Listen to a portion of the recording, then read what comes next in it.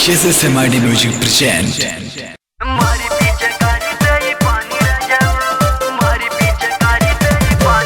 Recording by SSMID Music Lakshmipur.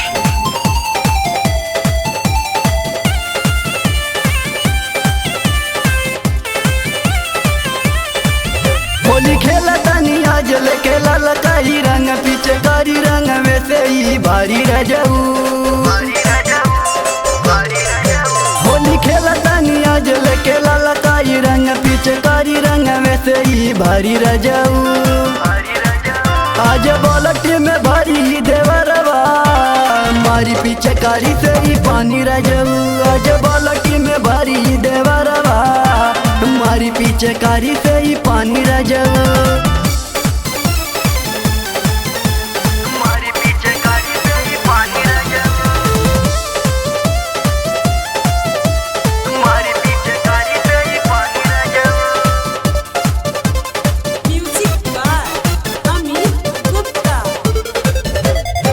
देखी के हमरो चढ़ल जमानी मन ना उनका मानी हो। होलिये के रंगवा खेले हाथ में लेके पिचकारी हो। देखी के हमरो चढ़ल जमानी मन ना उनका मानी हो। होलिये के रंगवा खेले हाथ में लेके पिचकारी हो। सैया होलिये के दिन फीका बड़े क्रीम चुआ ताड़े मुँह में से ही पानी रह जाऊ।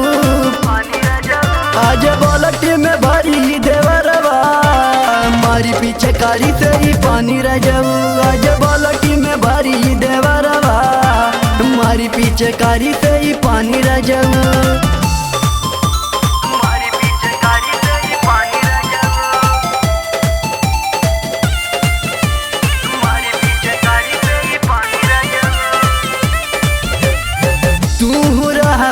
हाथे आमित कबो न ज्योति काई हो।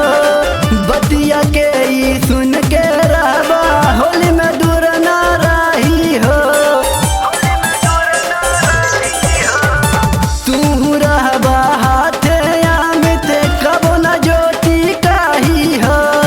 बतिया के ई सुन के रहबा होली में दूर न रही हो। बतिया बुझाए मंजीत आज चली नहीं मिलती के चले नहीं पाई मन मानी रह जाऊ।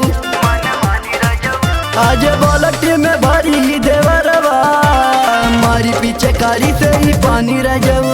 आज बालटी में भरी देवरवा मारी पीछे कारी से ही पानी रह जाऊ।